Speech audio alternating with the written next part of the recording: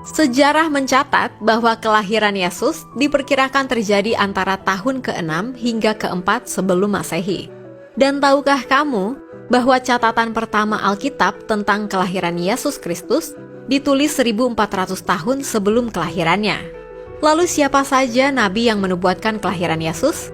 Dan nubuatan apa saja yang mengiringi kelahirannya? Saksikan fakta Alkitab berikut ini.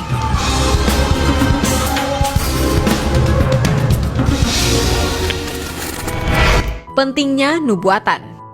Menurut Kamus Besar Bahasa Indonesia, nubuat adalah wahyu yang diturunkan kepada nabi untuk disampaikan kepada manusia. Nubuat dalam Alkitab dipahami sebagai pesan Tuhan bagi manusia, khususnya orang percaya melalui seorang nabi. Nubuat pada umumnya berupa ramalan tentang peristiwa yang akan terjadi pada masa depan. Yesaya 42 ayat 9. Alkitab cukup banyak menulis tentang nubuatan. Menolak nubuat Alkitab sama halnya menolak bagian penting dari firman Allah. Sebab 2 Timotius 3 ayat 16 menulis bahwa firman Allah berguna untuk mengajar, memperbaiki, mengoreksi, serta melatih di dalam kebenaran.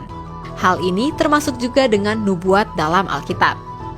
Alkitab memiliki ratusan pembahasan seputar nubuat, seperti nubuat mengenai bangsa, kota, kerajaan, dan pemimpin politik, dan semuanya digenapi dengan baik dan tepat. Sebagai contoh nubuat tentang Raja Darius oleh Nabi Yesaya, bahwa ia akan memulangkan bangsa Israel dari pembuangan ke negeri mereka dalam Yesaya 44 ayat 28, dan tepat seperti demikian, 142 tahun kemudian, nubuat itu digenapi dalam Ezra 1 ayat 1-3. Sama halnya dengan nubuatan mengenai Mesias yang akan datang. Nubuatan para nabi mengenai Mesias. Catatan Alkitab paling awal mengenai kehadiran Mesias dituliskan dalam Kejadian 3 ayat 15. Ialah Musa yang menulis kitab Kejadian bersama dengan kitab Taurat lainnya.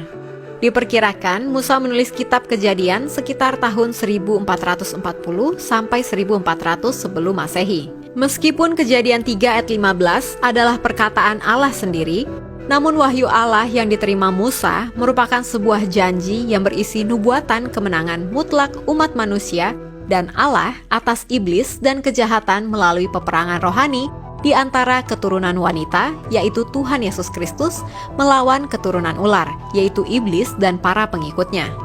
Beberapa bagian kitab Musa lainnya juga menubuatkan mengenai Yesus Kristus, seperti Kejadian 12 ayat 3, Kejadian 17 ayat 19, Kejadian 49 ayat 10, dan Bilangan 24 ayat 17.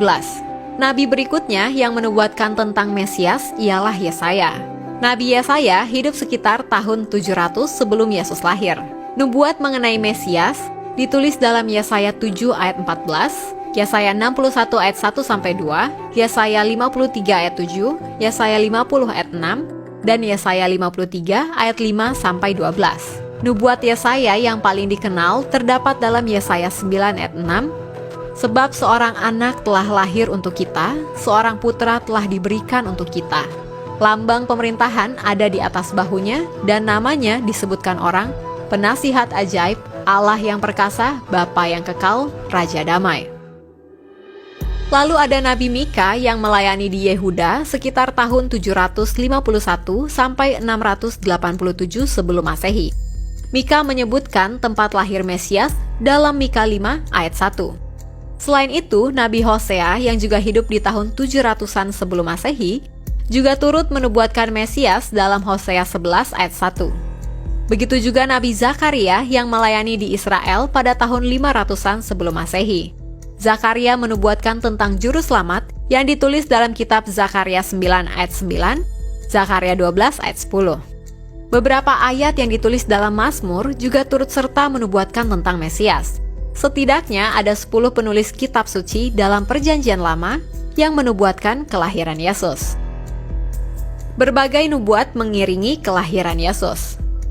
Selain nubuatan mengenai kelahiran Yesus Kristus sebagai juru selamat dunia, ada beberapa nubuatan terkenal lainnya yang mengiringi kelahiran Mesias. Yang pertama, nubuatan mengenai lokasi persis Yesus lahir, yakni di Bethlehem yang dinubuatkan dalam Mika 5 ayat 1 dan tergenapi dalam Matius 2 ayat